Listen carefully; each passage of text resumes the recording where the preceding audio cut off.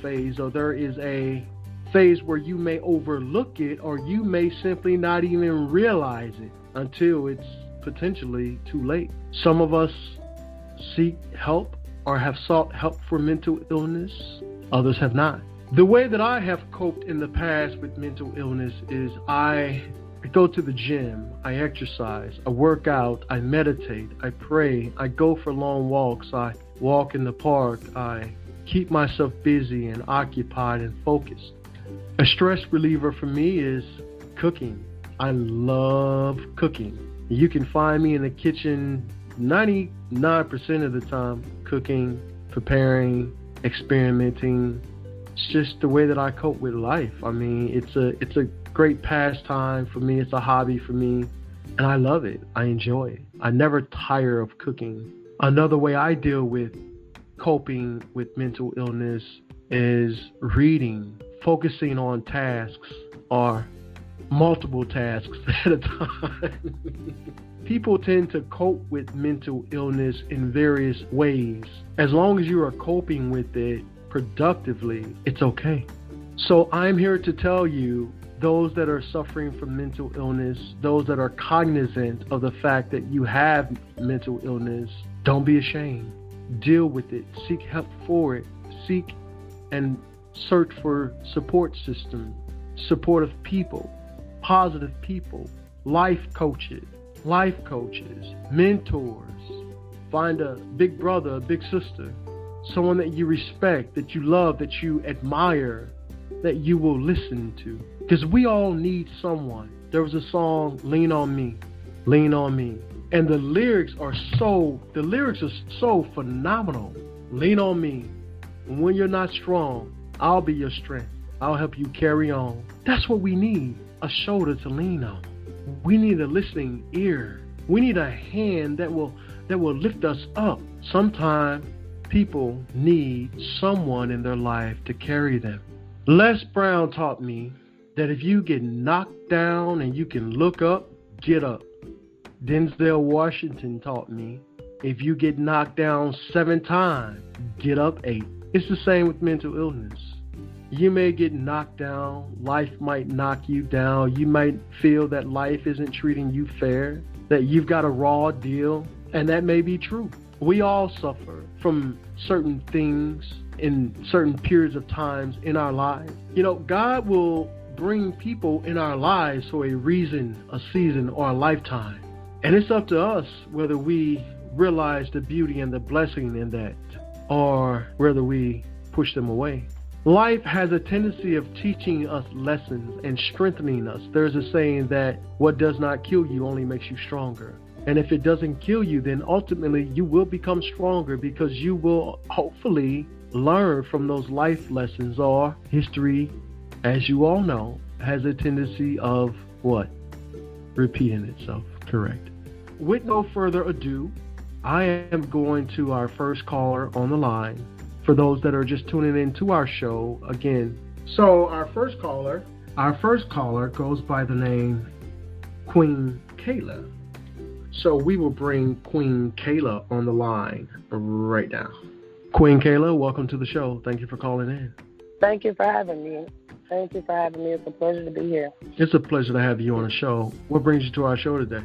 Well, today I just really want to speak to Mental Health Awareness Month, and it's something that is really heartfelt for me personally. As a full transparency, as a person that deals with my own anxiety and depression issues, that has family members that do the same, and even my children. And I'm very passionate about destigmatizing mental health awareness, especially in our community, in our Black community. It is unfortunate that the so-called Black community mental illness is at its highest peak. It was already at a high peak prior to the so-called pandemic. It has certainly reached its highest peak during and certainly post this so-called pandemic. So we have to be mindful of that as well. We have to ask ourselves, how are we going to deal with this mental illness? What are we doing to circumvent mental illness? And if we have it and have identified with having any shape, form, or fashion of mental illness, are we being transparent and truthful with ourselves? Have we reached out to others for support? Have we turned to our God that we serve for guidance, for wisdom, for strength, for our sanity? These are questions that you should be asking yourself. Do you meditate? Do you focus on breathing? Sometimes you just have to breathe. Just breathe. You ever experienced that, Kayla? Yes, I have, and actually that's something that I'm big on. Grounding exercises, the deep breathing, and this is very simple, but it can be tremendously calming in high stress situations, and it can grounding and deep breathing exercises can actually stop panic attacks. In some cases, I like to look at the holistic approach to mental health awareness. I hate the fact that, especially with Black people, we are just assumed to be so strong and so naturally resilient, which we are. On the other side of that, we have trauma. And I think it's important, as you stated, to, make sure we're checking in with our loved ones and ourselves, and definitely practicing self-care, especially at a time such as now, when so many people when we're experiencing a time that we've never seen before. Queen Kayla, when you're talking about self-care, what does that mean for a woman? As a guy, we could only imagine. I'd be honest to say, I don't know. What does that mean? I mean, I know you women, you have the pap smears and the mammograms and all that stuff, but what does that mean? What does that mean, self-care for a woman? Everyone needs self-care.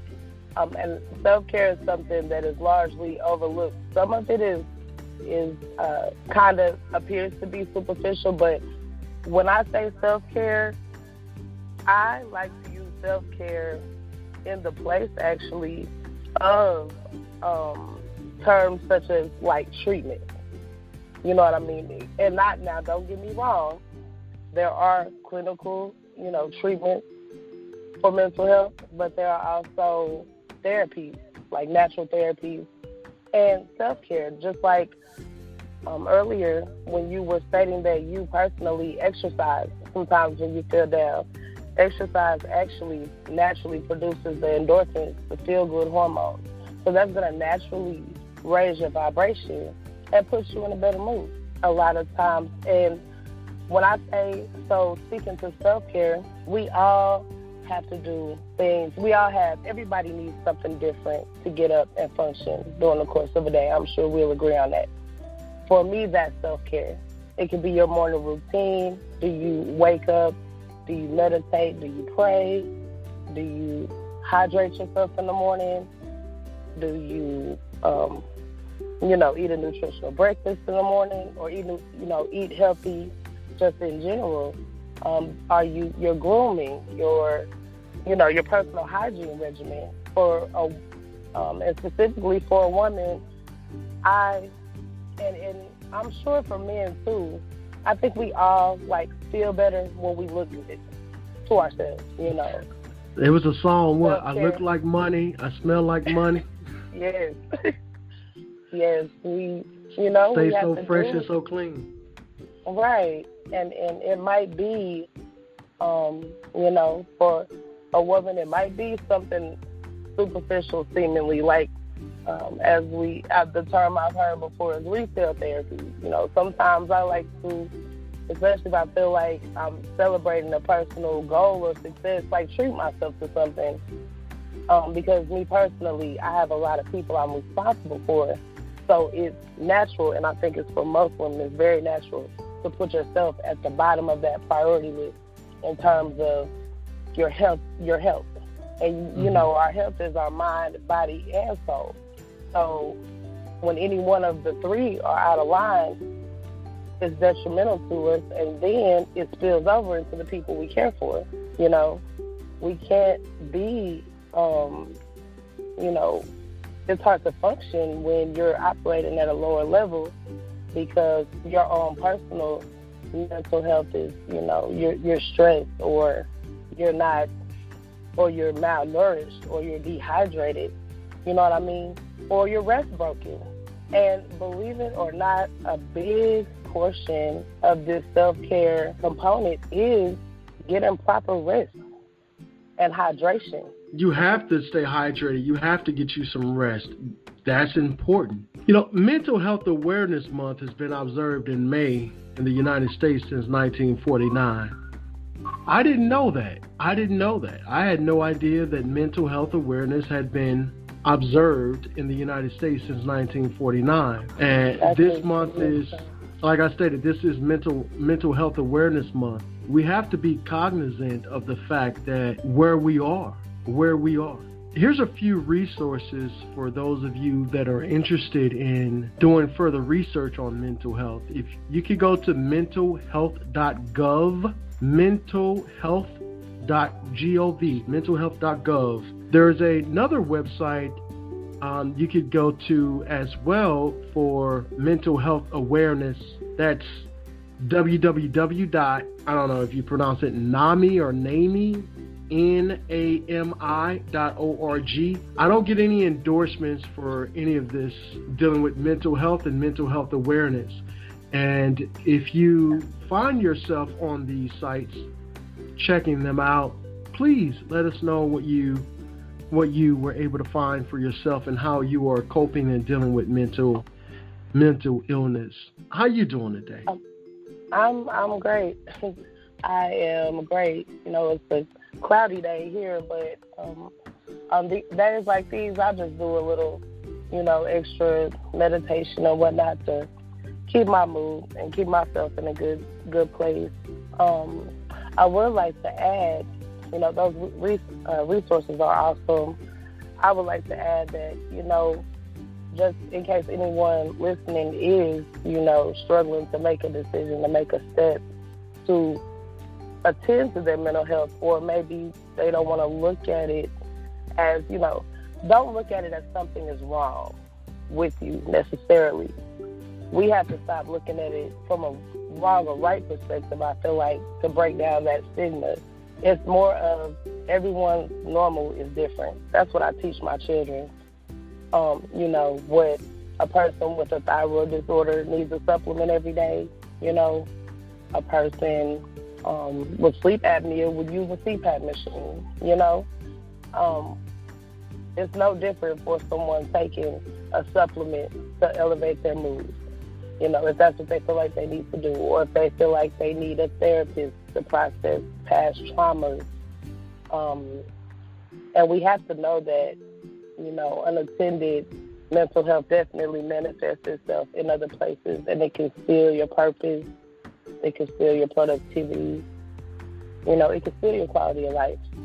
So that's something that I hope that people come to know and to just become comfortable with. It would be great if we can normalize, just being healthy, mind, body, and spirit.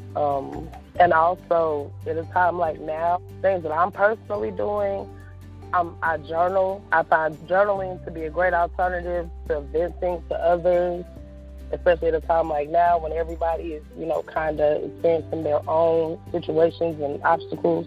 Limiting my exposure to the news. Honestly, I feel like there's been a lot of panic culture being pushed, and panic is not productive. It's counterproductive. Yeah. Caleb, thank you for sharing that. I've got some information that I want to share with our listeners here, and I'll be going back to the phone lines in just a few moments to see if anyone else has any questions or comments.